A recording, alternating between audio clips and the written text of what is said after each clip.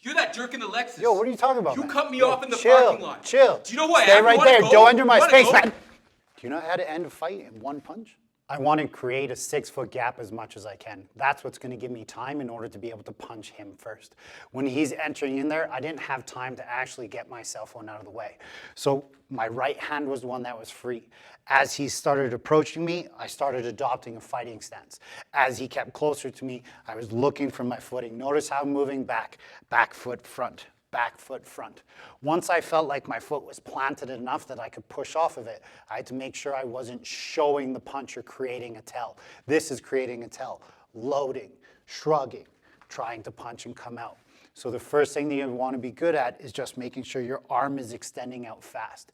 This is not going to be a knockout punch, and a lot of punches out there will not knock somebody out the first try. Remember, in self-defense, he's approaching me, I'm hitting him, and I'm trying to get away. If you have the ability to run, run. So as I'm firing my arm out there and I'm trying to hit him, right, I want to make sure I'm not shrugging my shoulder up when I pick my arm up. Think about creating the straightest line from wherever your fist is to his nose and just shoot it straight out there. If they're a bigger opponent than you, then you don't just hit them with your arm, you have to hit them with your body. That's why that stance is so important. Once that back foot plants on the ground, I'm like a sprinter. It's ready to go. I'm pushing the energy forward with my body and I'm trying to hit him as much as I can. In that moment, if he's still standing there, see, I got the foot in my hand, I was about to put away, you may have to hit with the second, but that's going to mess your hand up sometimes. So maybe that one shot's just going to do the job. If they're further away from you, you can open up the hand and do like fingers into the eyes. You might break your fingers, but at least you're not going to get involved in a fight anymore.